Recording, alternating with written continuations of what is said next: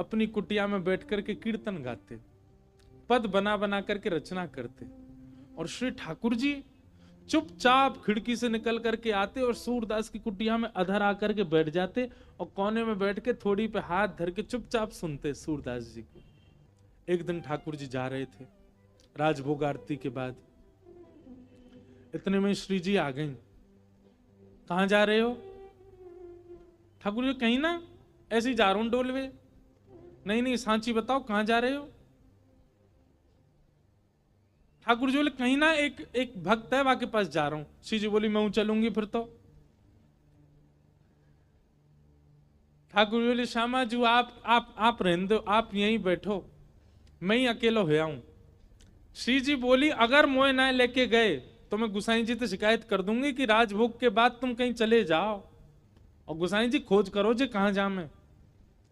ठाकुर जी बोले श्री जी आपके चरणों में प्रणाम करूं, आप मेरे संग चल दो, पर गुसाई जी तो शिकायत मत करियो मेरी, लेकिन एक बात को वचन दो। मैं बोल कहा उत्थापन आरती तो पहले आमेंगे हम दोनों वापस, मां रुकवे की मत करियो बात। आप बड़ी भोरी हो, बड़ी सहज हो, और वैष्णव चाहे कितनों दीनहीन हो, कितनों भाववार हो, वहां पे कृपा करवे की मत सोच लियो।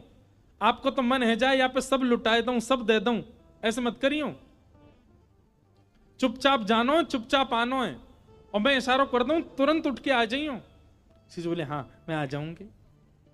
ठाकुर जी हाथ पकड़ के श्री जी को ले गए सूरदास जी की कुटिया में। सूरदास जी के नेत्र तो है नहीं, बैठे हैं।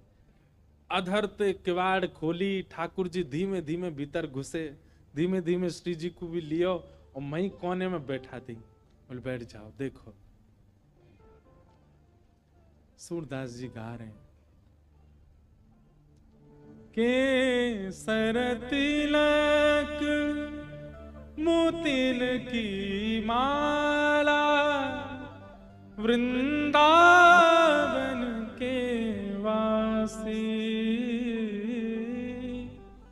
नेह लगाए त्याग गए तृण शम, डार गए गल फांसी, अखियां हरि दर्शन की प्यासी,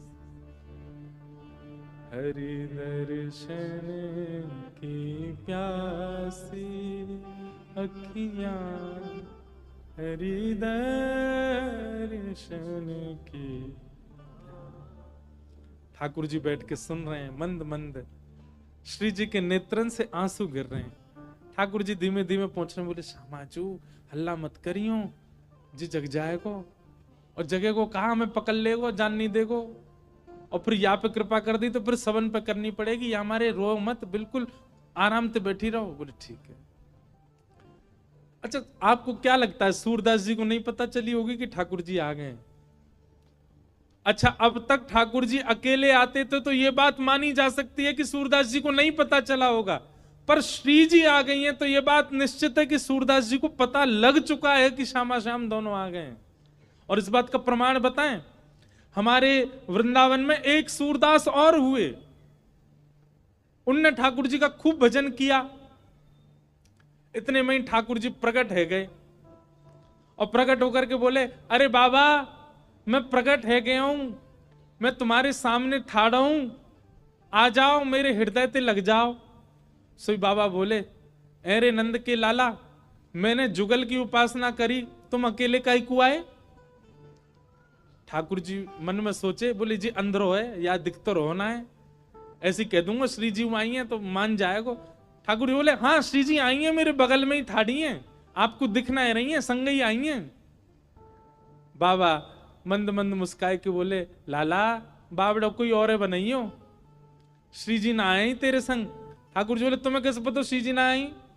बोले लाला श्री जी आई होती ना तो अब तक मैं आंधरो ना हो, तो श्री जी तो आते ही मुंह को नेत्र प्रदान कर देती। लाला तो विचार करना पड़े कि यहाँ पे कृपा करूं ना करूं, पर श्री जी तो प्रकट है सबसे पहले मुंह को नेत्र ही प्रदान करती, वो देखे ही नहीं पाती। तू तो इतनी देर तक थाड़ो थाड़ो देख रहा हूं मुझे, श्री जी ना देख पाती, वो तो तुरंत नेत्र देती। इतने में ही किशोरी जी प्रकट हो गई, और किशोरी जी के प्रकट होते ही बाबा के नेत्र भी प्रकट है गए। वारी की ठाकुर जी बोले जय हो श्री जी, आपकी सत्ता भी संतन ते पतो चले मुझे।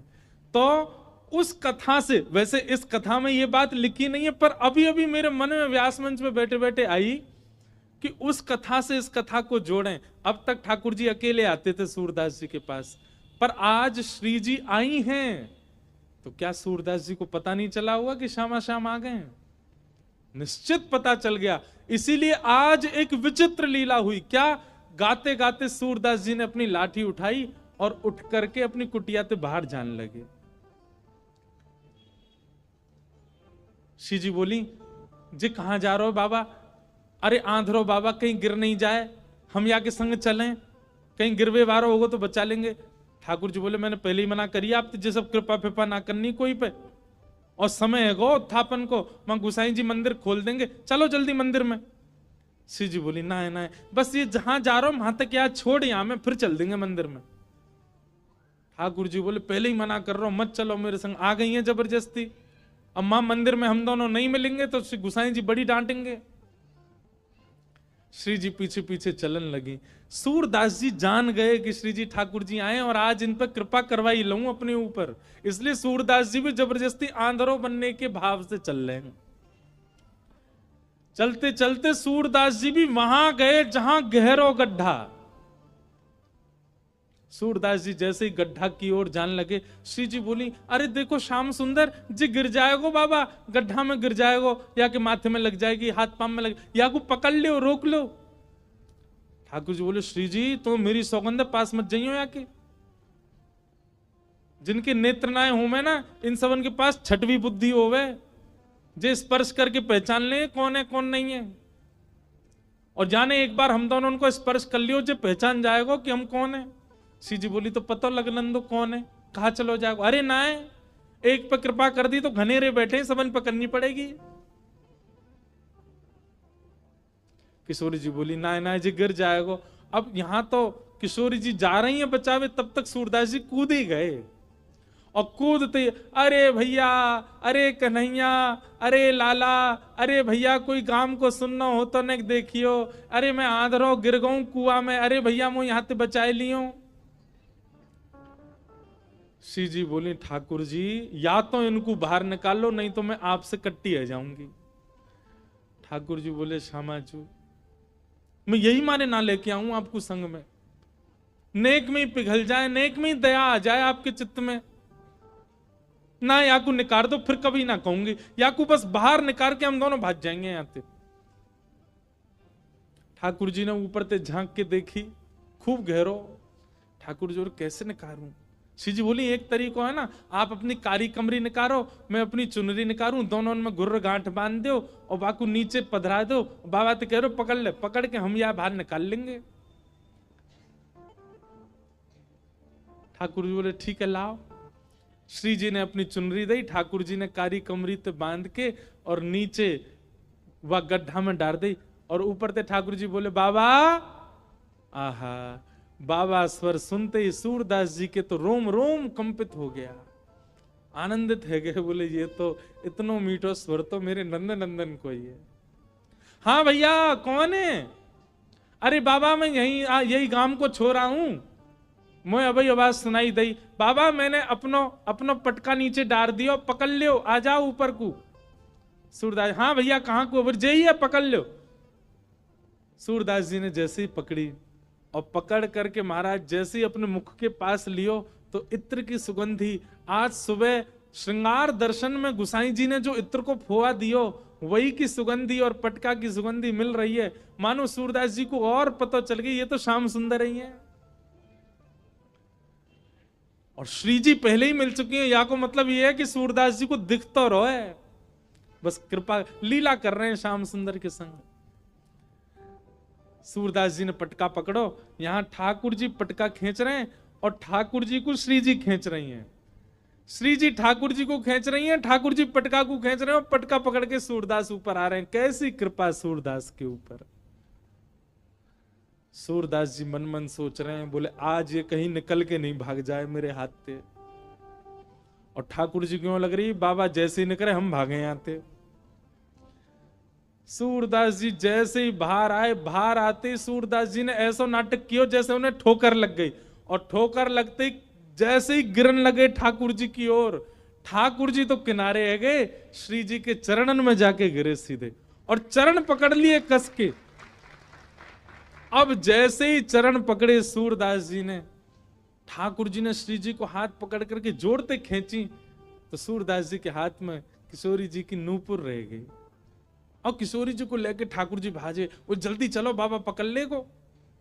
सूरदास जी बोले अरे भैया कहां को चलोगो, अरे कौन सा, अरे भैया कौन ने निकारो में।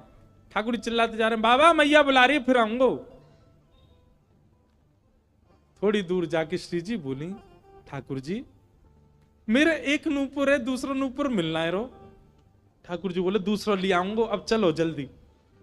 अरे ना है वो सामान्य नहीं है, इंद्र ने समर्पित कियो, वो कौन से हाथी के दांतन से बनो भयो नूपुर है, और मेरो बड़ो प्रिय नूपुर है, मुकु तो अभी चाहिए। ठाकुर जी बोले अब ढूंढवे कहां जाऊं बाकू, वहीं चलो बाबा के पास ही पड़ो होगो, बाबा ने मेरे पामन में गिर गो है सके तब खुल के गिर गो हो। ठाकुर जी लौट के आए, खूब कह दी श्री जी दूसरों दिलाए दूंगा, ना मुंह तो वही चाहिए। वास्तव में तो ये श्री जी और सूरदास जी की आपस की मिली भगत है। ठाकुर जी तो बीच में आनंद दिल ले रहे हैं, ठाकुर जी को तो बीच में परेशान किए जा रहा हो, आनंद तो श्री जी और सूरदास जी ले रहे हैं। ठाकुर जी कहे बाबा अरे भैया तू आगो, अरे मैं जो कह रहा हूं मेरी एक सखी आई संग में, बाको नूपुर यहीं गिर गो, आपने देखो। सूरदास जी अपने बगल में दबा के बैठे। सूरदास जी बोले ना है लाला, मैंने तो ना है देखो। बाबा आपके हाथ में लग तो रहो बगल में, जे तो है मेरी सखी को नूपुर। अच्छा जे, बोले हाँ ये, अरे जे तो मुझे अभी अभी मिलो यहाँ पे। बाबा दे दो ना, मेरी सखी को नूपुर है। लाला जे नूपुर अगर मैंने तोय दे दियो, और कहीं बाद में कोई सखी वास्तव में आके मुझे बोली बाबा मेरो नूपुर देखो का, मैं कैसे पहचानूं कि वो सखी तेरे संग है? मेरे पास आंख तो है ना, मुझे दिख तो रोना है। तो बाबा हम कहते रहे कि नूपुर हमारा, बोले कहवे ते का होवे, एक नूपुर मेरे पास है तो निश्चित है दूसरा तुम्हारे पास ही होगा, दूसरे नूपुर की पहचान करा तो पहले दे दूंगा। ठाकुर जी बोले पहचान कैसे होएगी? बोले अपनी सखी तक है, अपने पाम आगे करेगी, मैं जैसे स्पर्श करके देख लूंगा कि हाँ ये नूपुर एक ही है तो मैं दूसरों पहना दूंगा। ठाकुर जी बोले मैं सब समझ रहा हूं, जे बाबा पाम छुए के चक्कर में पकड़ ले वो कस के हो के अब ना जान दूंगा, और फिर क्या करेंगे हम? श्री जी बोली कोई बात ना, मैंने, अरे नहीं श्री जी आप पीछे रहो, मैं दूसरा दबाए दूंगा, नाम हो तो वो ही चाहिए जो सूरदास के हाथ में। श्री जी आगे बढ़ गए, लो बाबा नूपुर देख लो। सूरदास जी ने जैसे स्पर्श किया समझ गए, अरे हाँ भैया ये तो वही नूपुर है, लो मैं पहना दूं। दूसरे पाम में सूरदास जी ने पहनायो, और पहनाते ही महाराज अंक में भर लिए श्री जी के चरण। बोले अब ना जान दूंगो, मैं जान गया हूं जो साक्षात वृषभानु दुलारी हैं, और लाला तू जो मुख निकार के गयो मैं सब जान गया हूं, तू नंद जी को लाला है, जीवन निकर गो गाते गाते तुम दोनों के यश को आज पहली बार पकड़ में आयो, अब नहीं जान दूंगो। ठाकुर जी ने खूब खींची पर श्री जी नहीं छोड़ी सूरदास जी ने। ठाकुर जी बोले बाबा तू जो कहेगो सो करेंगे, जे बता अब करनो कहा है, तू कैसे छोड़ेगो? बसो मोरे नैनन में यह जोड़ी, बसो मोरे नैनन में यह। सूरदास जी कह रहे हैं मैं नेत्रन से आंध हूं, मुंह दिखे ना है, पर मैं आपसे एक ही वरदान चाहूं, मेरे एक नेत्र में सदा श्री जी और दूसरे नेत्र में सदा आप विराजमान है जाओ, आपके नित्य दर्शन मुंह को होयो करें, बस यही वरदान दे दो। नव दुलहे ब्रज राज सांवरो, दुल्हन राधा गोरी, बसो मोरे नैनन में यह जोड़ी, बसो मोरे नैनन में यह जोड़ी। प्रिया प्रियतम दोनों ने युगल रूप में खड़े है करके सूरदास जी के नेत्रन पे हाथ धर दिए और कही सूरदास खोल के देखो।